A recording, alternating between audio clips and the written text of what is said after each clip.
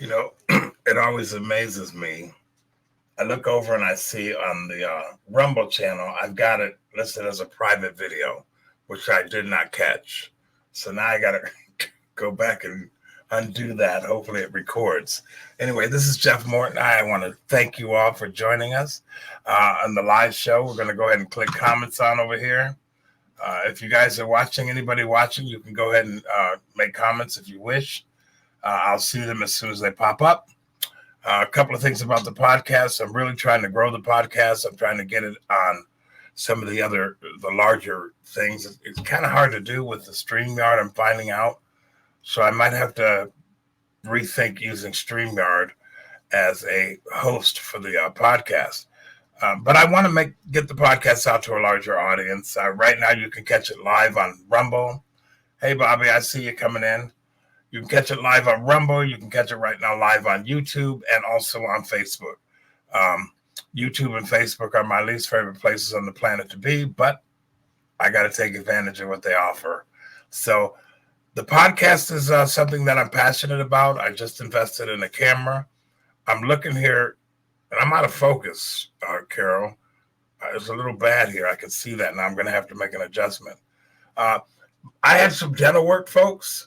So I'm toothless on the bottom, but because I don't live in my teeth, it is what it is.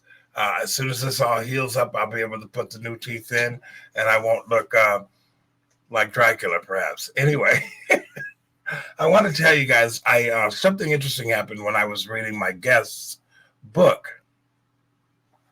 Her book is called Echoes of Resilience. Now, I met Tia. We were at a function in Puyallup, Washington. She was in the booth next to me. We got to chatting.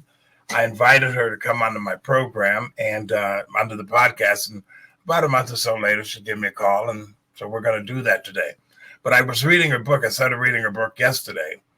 And something happened to me that I had never really thought about. Having come out of a drug background, I was a crack addict for a period of time in my life, going on 25 years ago. I'd never really thought about what young girls go through.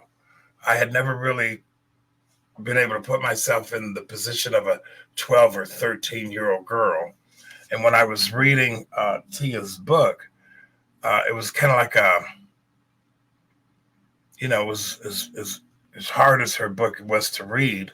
I identified with a lot of it, but I saw something from a different perspective, namely, what do little girls go through when they end up in the situation that they end up in?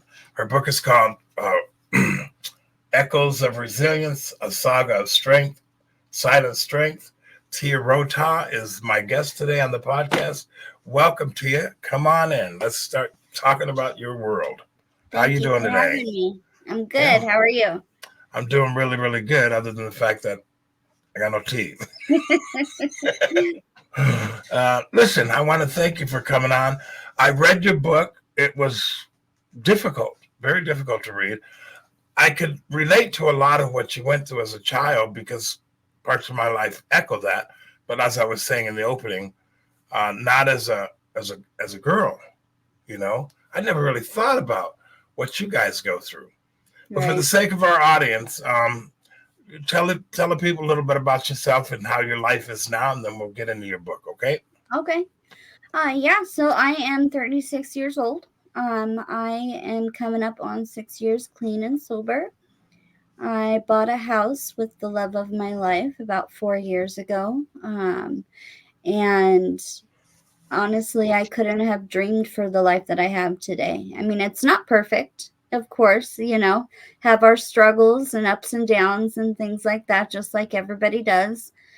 But I have a stable job. I'm working sales and I thoroughly enjoy it. They give me the freedom to do things like I'm planning an entire banquet event for our entire staff, which is huge for me.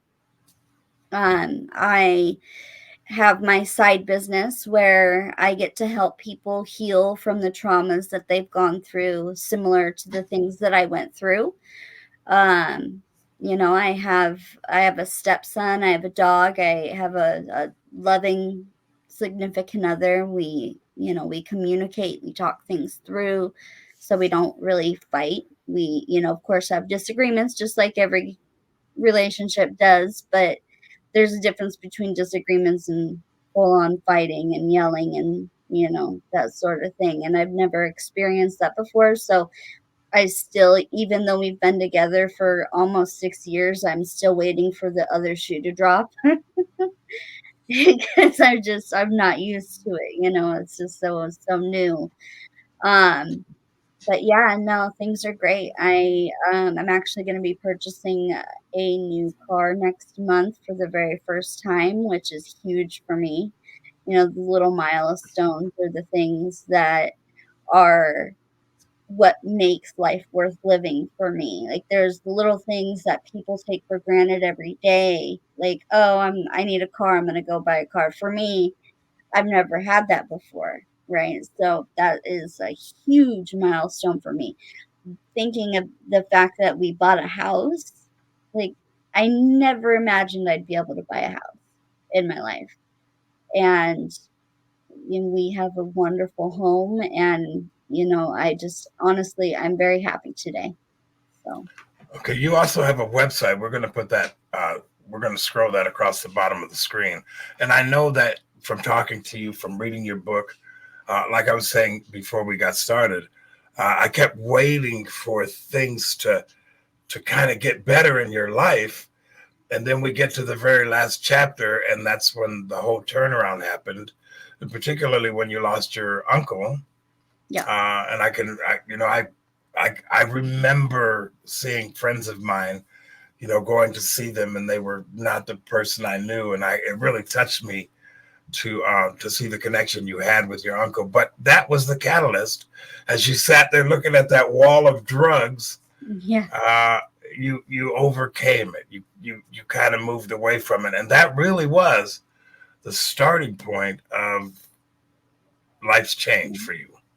I would definitely say that that was the moment because I was so new in recovery at that time. I had 4 months clean, and my uncle he was like the father that I never had. He was definitely like a second dad to me, and he took me in like I was one of his own and treated me like one of his own children, and we were very, very close. And sitting there, they had sent him home on hospice, and watching him dying, um, and then happening to look over at a wall with literally every drug that an addict could want sitting there, and I was alone in the room, and nobody would have known.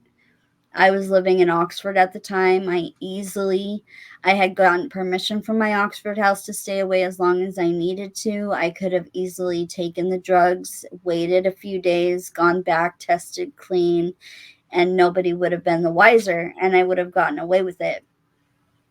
And what I did was, when I realized that I couldn't stop staring at that wall of drugs, I picked myself up and I left, and I went to the grocery store, and I got things to drink for everybody in the household because the whole family was there.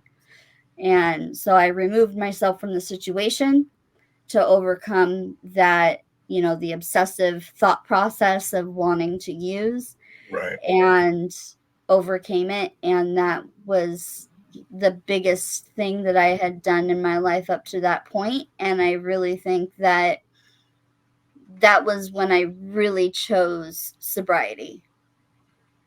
Okay, so now having that effect happen to you, I want to kind of hit some of the high points of your life with your uncle and also your grandfather. I mean, you Yes. passionately wrote about your grandfather. Talk a little bit about him. My grandpa, he was a ornery, racist, narcissistic, stingy man, but I loved him and he loved me, and I was his baby and I was his favorite, and he didn't care who knew it. And we, from the time that I can remember, we were, two peas in a pod. And we had our traditions. We would go once a week. We would go to Dairy Queen and get ice cream cones. We'd go to the store and get loaves of bread. We would go to the same park every week, and we would feed all the ducks. And that was our tradition. He used to take me to the Puyallup Fair every year back when they had elephants that you could ride. I don't know if you remember that. I wasn't here. No, I didn't know, but I didn't know anything about elephants. It's fair, but go Yeah, ahead. well, they Oh, took yes, them I away did. because technically it's abuse for, to keep elephants for people's amusement and things like that. But it was the funnest thing I'd ever done in my life. And we used to go and we'd ride the elephant every year and, things like that. And we were just extremely, extremely close.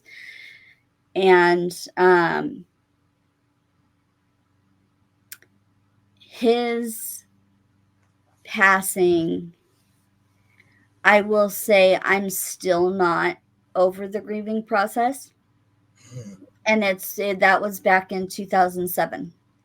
Um, there is no timeline for grief. There is no point in grieving where you get to a certain plateau and somebody says, "Okay, you're done now." It doesn't work like that. No, my wife is actually listening to the program, and of course, her mother was her world, Yep. and so my wife has been grieving the loss of her mother for years now. But so I understand that, and I just Yeah. lost my mom too, so I kind of get it. My I, I didn't I didn't condolences. give I didn't give I could care less about my father. That's another Right. story, and that's my story, not your story. So No, my grandpa he was the protector. He was the light of my life. He made sure that no matter what happened in my life that I always had somewhere to live. We bounced around a lot as a kid between my grandmas, my grandpas, and whatever boyfriend my mom happened to be dating at the time. And no matter what, he always made sure that we had a place to stay if we needed it at his house, so to make sure that I was okay. And he definitely meant the world to me. So now, is your writing grand? about that, it's funny. Everything in my book, if you do decide to read my book, which I hope that you do, all of the all of the trauma that I wrote about, all of the difficult, horrible things that I wrote about in my book, the only portion of that book where I bawled my eyes out was writing about my grandpa's death. Mm, That was it. I well, was totally fine writing everything else and piece of cake, but that I I I was a mess. well, I did read your book, and I hope others read your book. I couldn't put it down actually. Uh, I read it cover to cover yesterday afternoon, as I mentioned earlier. Now, is your grandmother still alive? No, she passed 2 years ago. 2 years ago, and what was your relationship with her? It was very much the same, very close. Of course, when I was in addiction, she had to take a step back and, set her boundaries, and I respected that. But once I got clean, we became very close. Um, she got to meet the person that I'm dating now, which I'm so grateful for because she only ever saw me with the toxic relationships that I shouldn't have been in. And so for her to see me with somebody that actually treated me the way that I should be treated was huge. And unfortunately, she didn't get a chance to see our house. We were buying our house when she was on her deathbed. But one of the last clear moments, because, when they're passing, they go through moments of clarity and then moments of, fuzzy, jumbled, don't know who I am, don't know who you are. And I remember the last time that I went to visit her, and she was in one of those fuzzy states of mind. And then all of a sudden she got really clear and she said, "You bought a house." Hmm. I said, "Yeah." And she said, "I am so proud of you." And that's the last thing she said to me.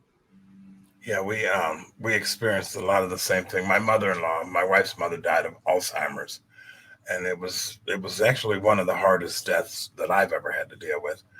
Um, so I kind of get it. But so now, Grandpa, Grandma, they're all gone. Your uncle's gone. Uh, Parents.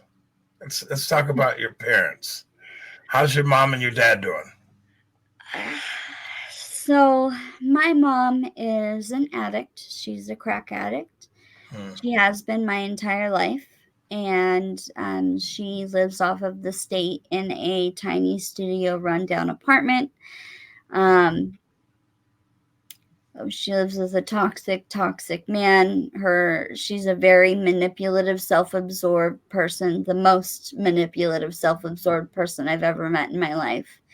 And she will manipulate you until you can't be manipulated anymore, and then she shuts you out and moves on to the next. Um, my That's gotta dad, that's wait. That's I mean, that's gotta be a hard thing to say. Or have it you come is, to terms? and the really hard part is that she's my mom, and I want a relationship with her because she's my mother, and I want that maternal bond, but it's never been there. Even when I was little, I was always the adult in the relationship. She always leaned on me for everything. And it was like she wanted to be my friend, not my parent. And so we've never had that mother-daughter relationship. Thankfully, my aunt, along with my uncle, when they took me in, my aunt became my second mother, and she's the best mother that I could possibly have asked for. So I got very lucky because I did get to experience what a real mother should be. Um, but you always want that relationship with your actual maternal parents, and it's unfortunate that it's not one of those things that I foresee happening. I have to keep her at arm's length. Um, in fact, when I told her that I was writing this book, she basically abandoned me and told me that I was selfish and that I was trying to, what did she say? She said I was trying to benefit financially from the mistakes that she made. And I tried to explain to her, I am writing this book to help people. I do not expect to become a best-selling author. I do not expect to make money off of this book. My hope for this book is that one person stumbles across it one day, decides to pick it up and read it, and it helps them in some way. And if that's the case, then I've done my job. And that's the whole reason that I wrote the book. Um, my father, on the other hand, so my dad he's an alcoholic. Unfortunately, he's a hardcore alcoholic. And there was a point in my life, so just to kind of give you an idea of how things were, it was a week before my 12th birthday, and my sister and I were walking to my grandma's house after school like we did every single day. And for some reason, my cousin was waiting there to pick us up. And she took us to the house, and the entire family was at the house. No idea what was happening, no idea what was going on. And everybody goes in the house, and for whatever reason, I stayed outside for a little while. And suddenly my mom comes squealing in, gravel flying everywhere, and she calls me over. She hands me $60. She says to go get a birthday cake and she'll be back later, and she peels off. My uncle and my grandpa happened to see her pull away, and so they drug my sister and me into their car, and they went chasing her through the streets of White Center, Washington, on a high-speed chase throughout the city with my 6-year-old sister and me in the back seat. And I had no idea what was happening. I found out later that the lady that we were living with, my mother had stolen a very large amount of money from her, and she had the police coming after her. And on top of that, she decided to go on a drug binge and just abandoned us kids with our family. And she expected the family to just take care of us while she was gone, however long she was gone, which is not my family's responsibility. And so I got sent off to my dad's, and my sister got sent off to her dad's. And my dad, it was great at first, I didn't really know him that well. I would visit him for like 3 weeks each summer, and then all of a sudden I was dumped into his lap full time. And he didn't know how to be a parent, and he tried his best. He really did. He got a job at a bar to make extra money and to make ends meet for us, which, being an alcoholic, working at a bar, not the best situation. And so he would stay after work and take advantage because he's a good looking guy. So he would get all the free drinks from all the ladies at the bar. And he would come home and accuse me of doing things like throwing parties while he was gone, which I didn't do. And he would get very abusive and then not remember it the next day. And to this day, he's never admitted ever laying a hand on me. He admits that he wasn't a good father. But whether he actually remembers and chooses not to say it, or he genuinely blacked out and didn't remember anything, I don't know. I will never know the answer to that question. But I ended up having to run away back to my mom's because it was the lesser of two evils, living with a drug addict versus somebody that came home and beat me on a regular basis. So, How's your relationship with your father today? it was good. We had mended our relationship up until I wrote the book. Oh, And my dad had the same reaction that my mom did. did he read the Oh, book? Did either one of them read the book? nope. Neither one of them wanted anything to do with it. They just assumed that I shit all over. Sorry, excuse my language. It's okay. It's okay.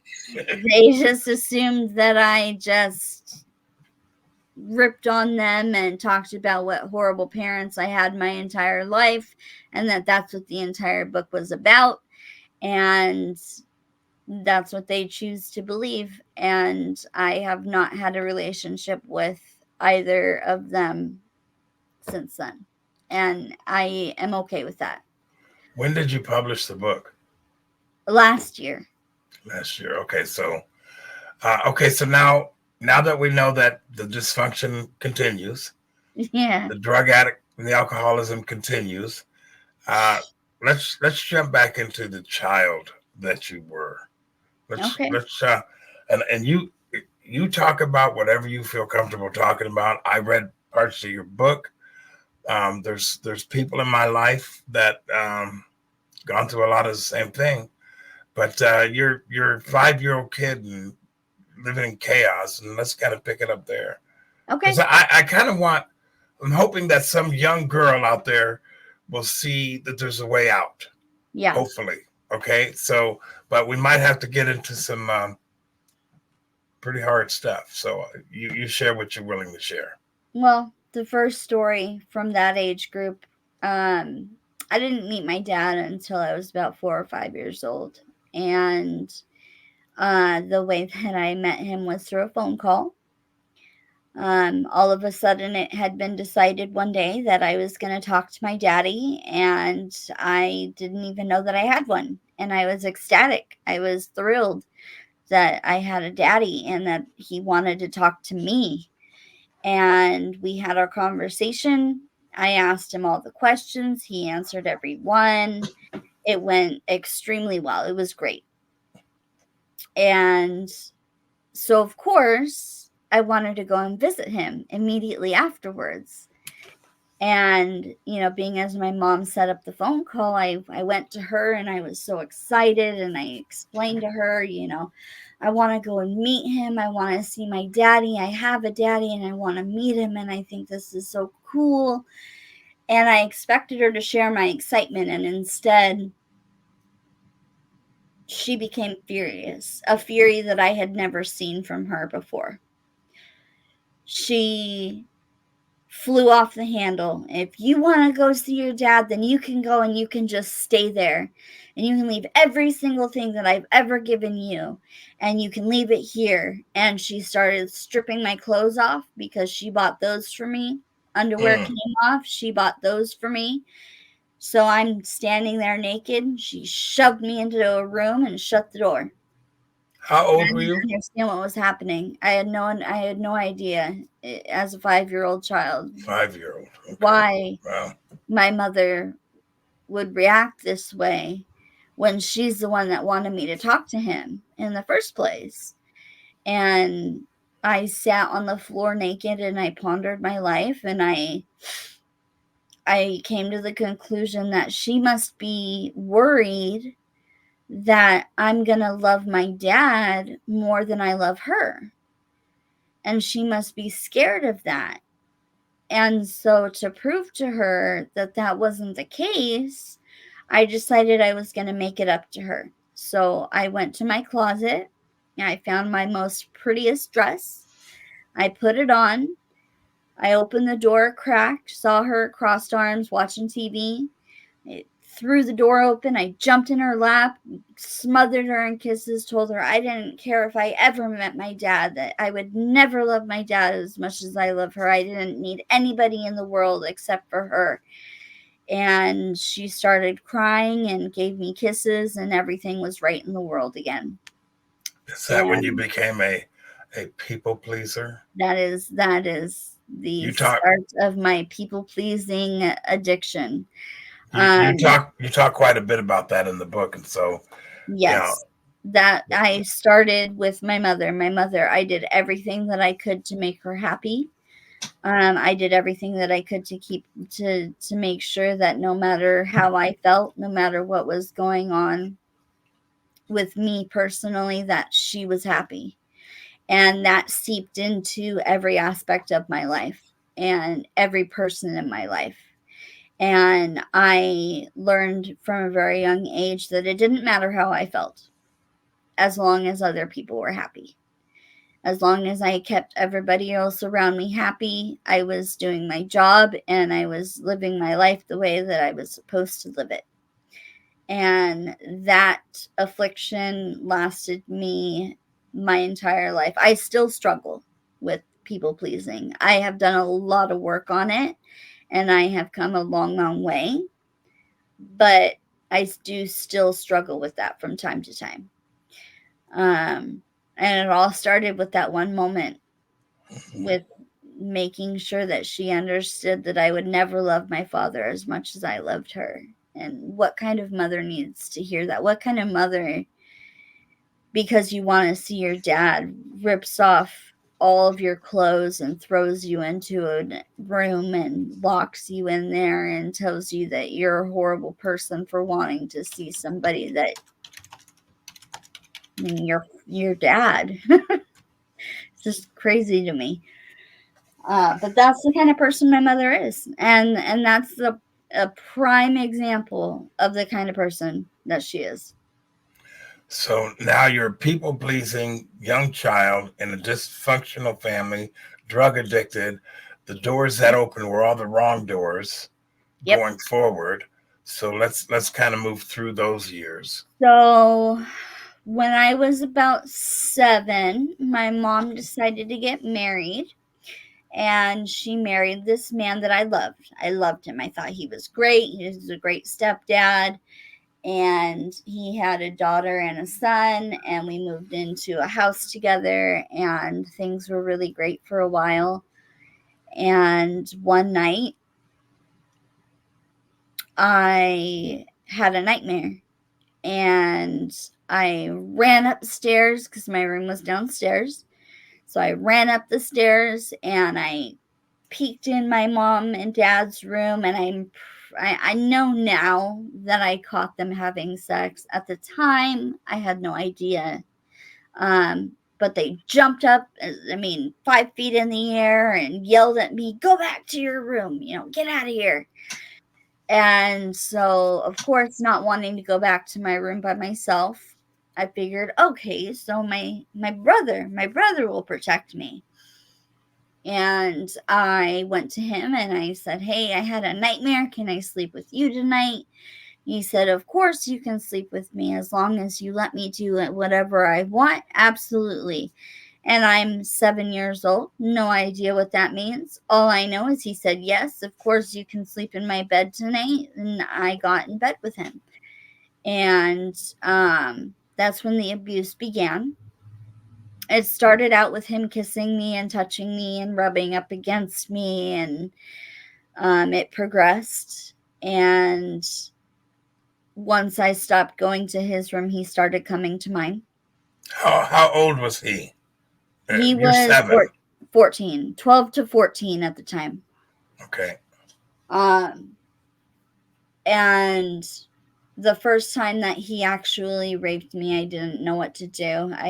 I tried to scream, and of course he covered my mouth and he told me not to scream and not to tell anybody, and that don't act like you don't want this anyway. You were coming to my room. You knew what this was, all of the things. And I decided at that point that I was going to tell my parents. And the next day, we were all sitting, my mom and my dad and me were sitting upstairs watching TV. This was your mom and your stepfather? My stepfather, yes. Right, okay. Watching TV, and I turned around and I told her that my stepbrother was kissing me and touching me and doing things to me that I did not like. And my mom and my stepdad looked at each other and laughed. Told me that I watched too many movies. And that was the end of it. I never brought it up again. And that was when I started to feel that loneliness. Because if your parents don't believe you, who will? Who can you talk to if you can't talk to your parents? And so I kept that inside. And thankfully, 2 years later, they divorced. And so... But did the abuse stop? When they divorced.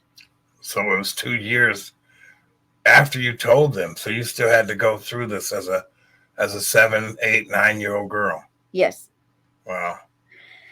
And they divorced, and I couldn't have been happier because the abuse was going to stop. And it was, that was going to change my whole life. My life was going to be great after this. I wasn't going to have to deal with that anymore. I didn't have to pretend like things were okay because things were going to be okay. And my mom started dating this other man. And they had a very toxic relationship. When I say toxic, I mean toxic. She would catch him cheating because she was doing drugs at the time. And so he was cheating on her and she was cheating on him with drugs. And she would go on these tangents when she would find out that he cheated, and she would drag me to his house during the day.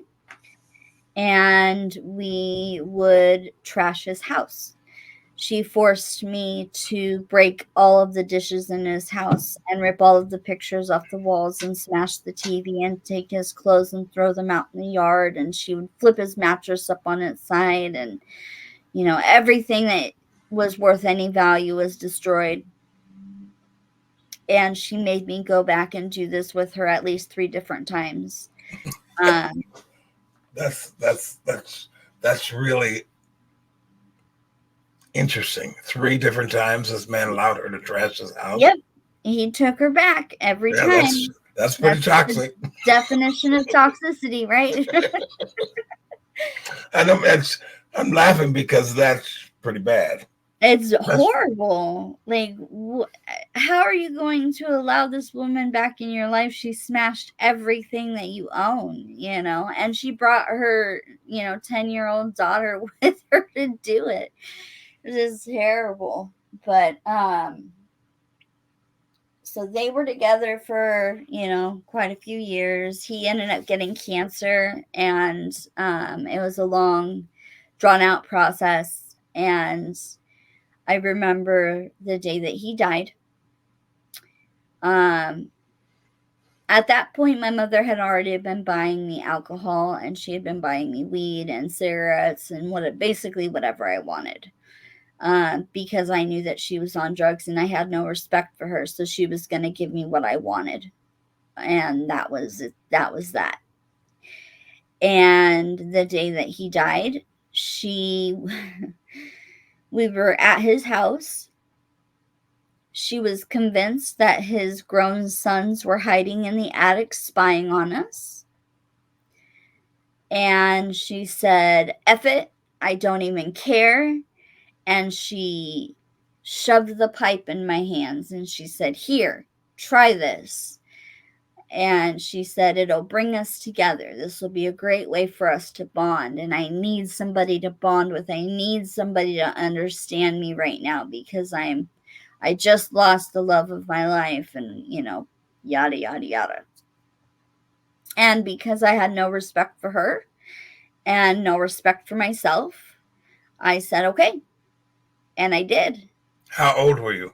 I was 14. Mhm. And I went on a 6-month bender with my mother doing crack and meth at 14 years old. Um, I had a boyfriend at the time, and he was a really great kid. He really was.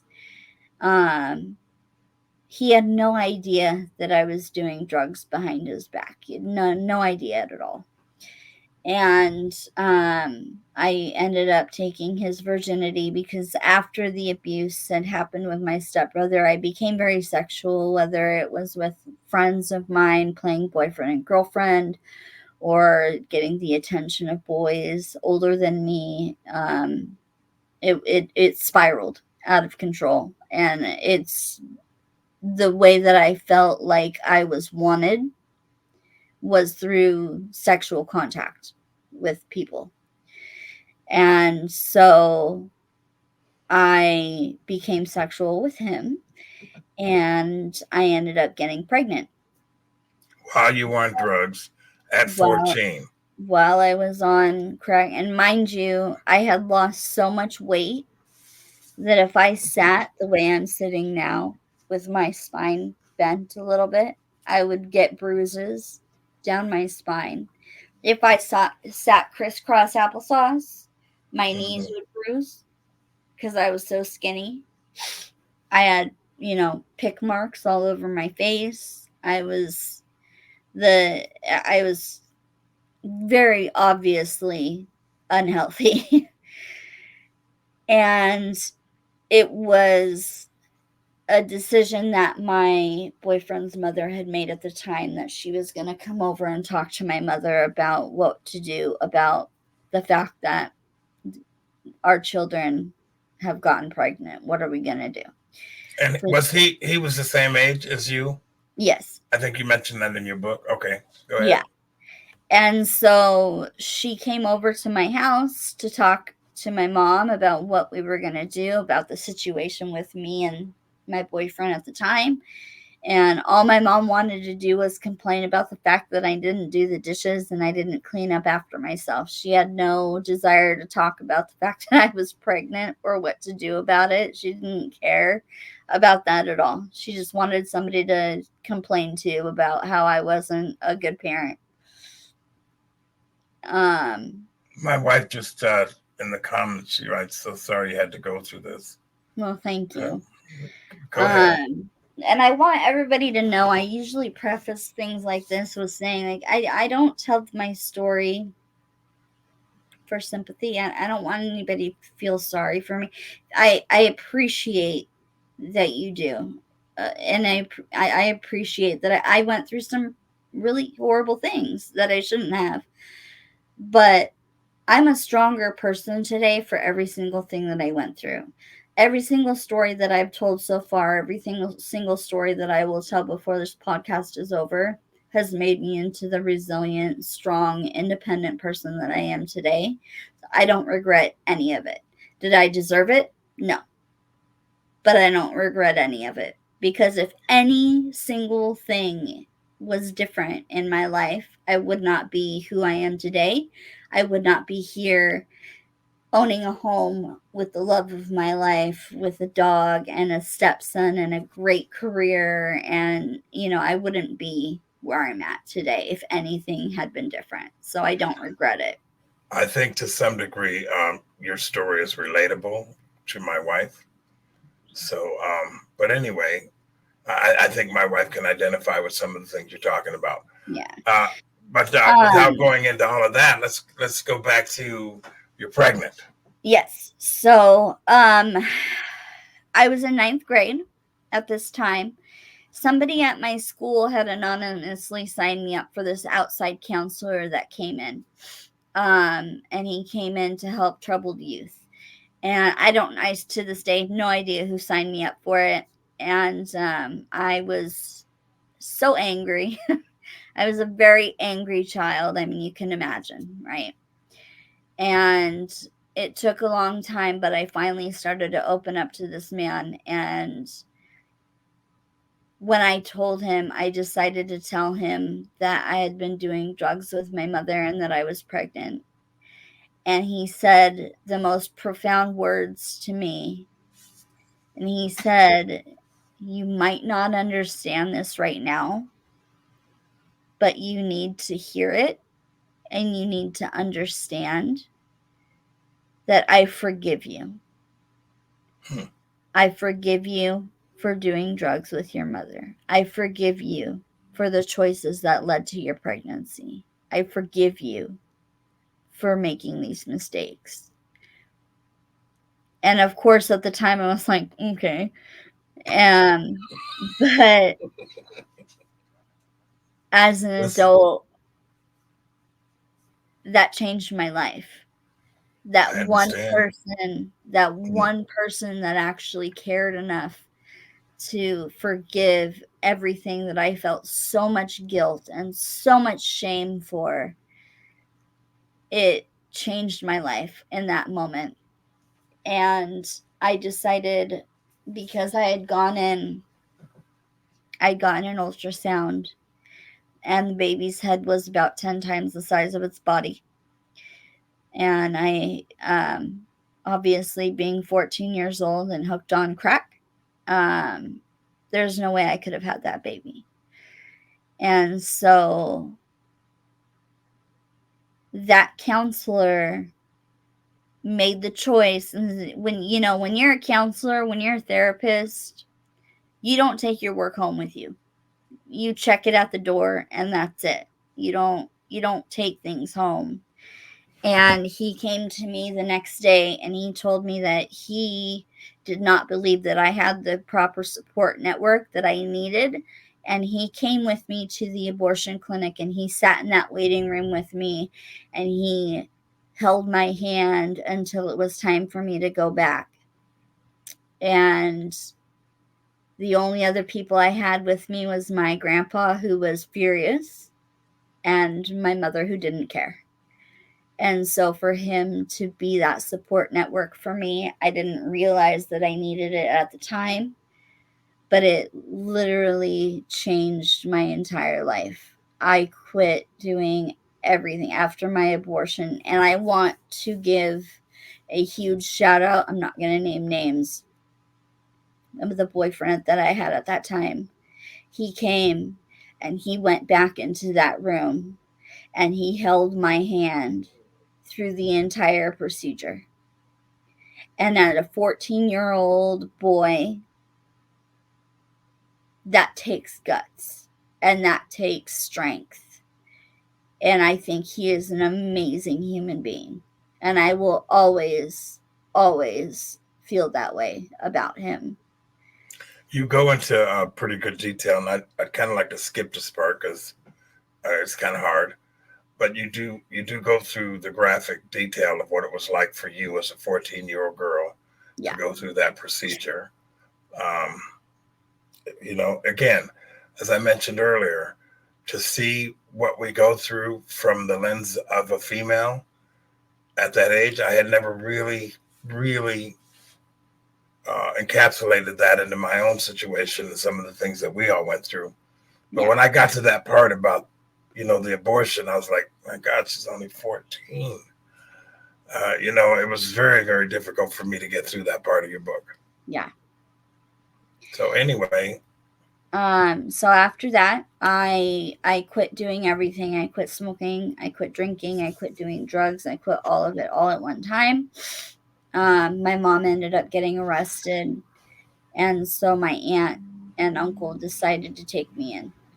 And it was the best thing that ever happened to me. And I was doing really well up until I started to get really sick. And I started getting really sick. I had chronic ear infections like once a month, bad, bad, to the point where my entire eardrum exploded. My doctor didn't know what to do to deal with me, so he started prescribing me pain medication like it was candy. mm, And I'm talking 40 10 milligram pills every 3 days for 2 years. And so I didn't even know that I had a problem. I mean, I thought that I was in the clear. I had kicked my drug problem. I had stopped doing drugs. I stopped smoking. I didn't drink. I was doing great. I was taking doctor prescribed medication. I was doing all of the right things. And I didn't know that I had a problem until I lost that job that I had and I lost my insurance and I couldn't go to that doctor anymore. And I realized I had a big problem. now how old were you? And by the way, doctors make their money on prescriptions. Yep. That's where they make a lot of their money. So now, were your what age group are we now? So when I started to do the pain pills, I was 16. And this So by the doctor's time I was prescribing you. 18, I was very much addicted. And I went through the whole process. I doctor shopped. I went to the different hospitals. I started buying them on the street. And then all of a sudden, couldn't find them anymore, but I could find heroin. And guess what? Heroin was cheaper and it had the same effect. It got rid of my pain. And so I switched. And I did heroin for about 7, 8 years. Wow. And I overdosed 3 times.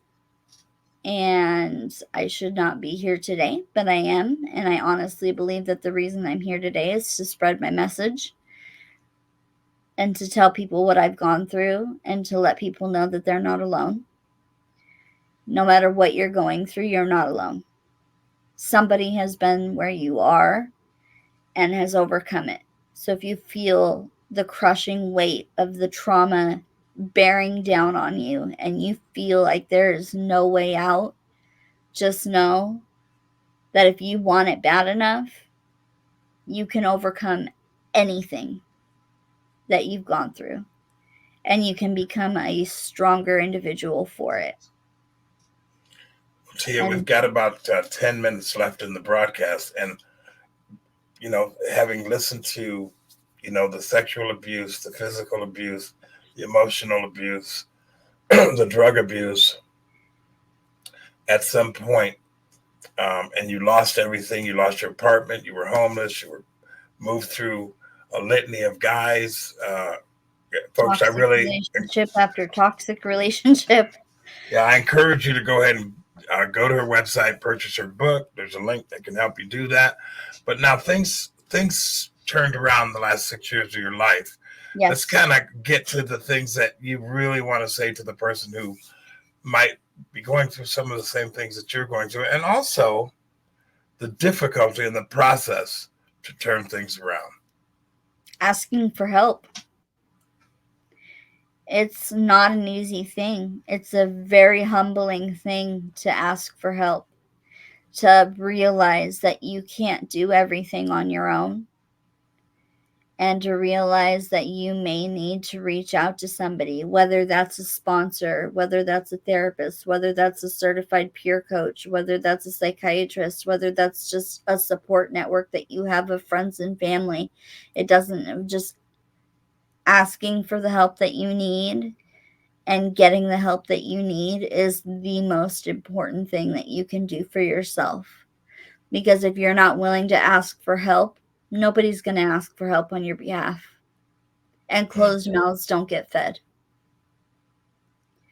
So I strongly encourage anybody going through anything, go to my website. I have a ton of online courses. I've written about 10 guided journals.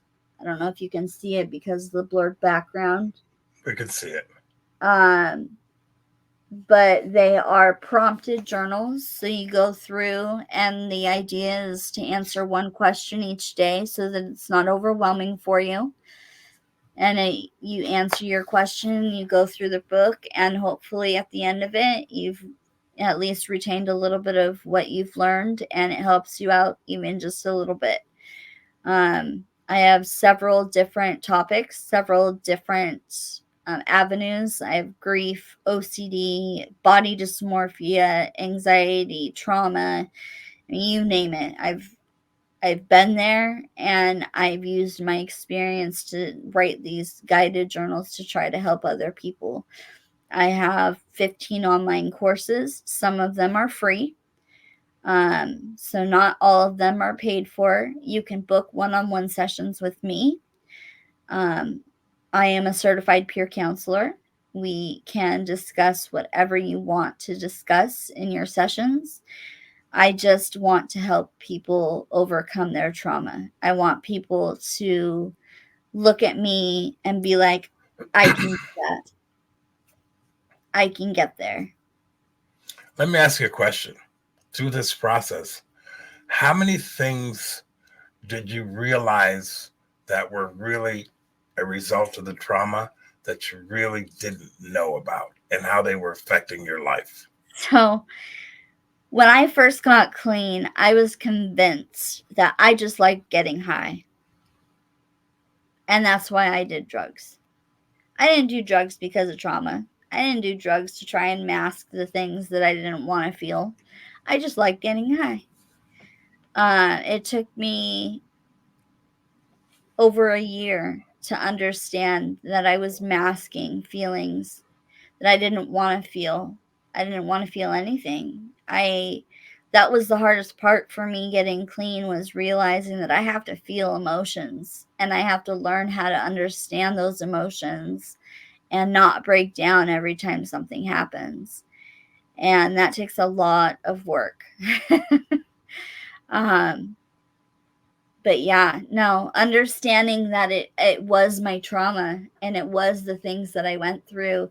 The reason that I became such a sexual person was because of the sexual abuse that I encountered. The reason that I became an addict was because I didn't want to feel the pain from the past and the pain from the present with my family and my mother, and the manipulative behaviors that I had to deal with every day. I mean, she would tell me that she would kill herself if I wasn't in her life. You don't tell that to your children. That's not something that you say. And I dealt with that on a daily basis. And so, well, I'm just, you said an awful lot about your mom. It sounds to me like you've had to learn how to keep a distance between you and her because nothing's changed. Yep. Arm's length. And at this point, like I said, she's not talking to me because of the book. Same with my dad. He's not talking to me because of the book. Well, we've got 5 minutes left in the program, in our podcast. I want to thank you for coming on. Like I said, your story was hard for me to take, but I connected a few dots that I didn't know about.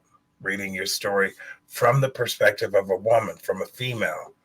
Um, so there's some things that has helped me to kind of understand putting myself in someone else's situation, and particularly a woman's. It's easy for me to do that with a guy, but not a woman. We don't think about it that way. We don't think about the ugly things that happen that trigger the behavior that Yep. you went through. And when it's with a girl at 12, 13, 14 years old, I mean, there's a line of guys looking for those girls every day. Yep. And you were one of those girls. And but you've turned it all around. Things are Yep. good. I'll give you the Mhm. last closing remarks. You got 4 minutes. What would you like to say to that 12-year-old or that 18-year-old or that person out there from your heart? It's okay to say no. It's okay to feel uncomfortable setting boundaries. It's okay to not be okay. There's nothing wrong with you. And if you need help, ask for it. Honestly, that's the main lessons that I have. Just be okay being uncomfortable, because in order to heal, you have to get real comfortable being uncomfortable. And find somebody that you trust. Find, whether that's a therapist, a peer counselor, a psychiatrist, whoever, and really dive deep and give that person every single ounce of you, and they will help you through any problems that you are facing that you don't think that you can overcome. Affirmations, positive affirmations. Write down 10 positive affirmations about yourself. Repeat them every single day out loud. It sounds stupid in the beginning, but it really does work. It really does. Um, Coping mechanisms. Go, like I said, go to my website. There's so much information on there that you don't have to pay for. And I want to help people. If you are looking for help and you don't know where to turn, you can turn to me if you want to, and I'm here for you. And you designed your own website, right? I did, yes. So all those talents that were crushed as you were growing up are now part of your life. Is that what you want everybody to know? Yep. Yep. I'm an artist. I'm an author. I am a peer counselor. I am a life coach. I'm a motivational speaker. I am a salesperson. I do a little bit of it all. Well, folks, there you go. This is my guest, Tia Rottach. Took me a while to figure out how. I'm so glad you broke that down so I could figure, because I was going Rottach and Rottach, and Oh yeah, you're not the only one. I want to thank you very much for coming on and being bold enough. Obviously, you're 6 years down the road from a horrible journey. Your life's turned around and getting better and better and better, and you want to tell your story to people that maybe makes a difference. I Yep. completely understand that.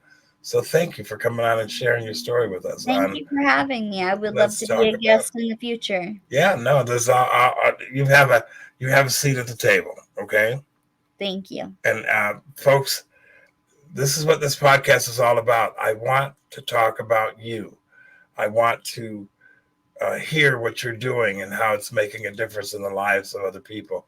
Because I think with so much ugly stuff going on in the world, we need to find those people that are making a difference because they're just good people. So Tia, thank you so much. Yeah, anytime you want to come on and talk about it, we can do that. Okay, you'll get a copy of the program. You can put it wherever you want to put it, and that's pretty much it, folks. We're kind of done here. Thank you again, Tia. Appreciate you. I'll see you around.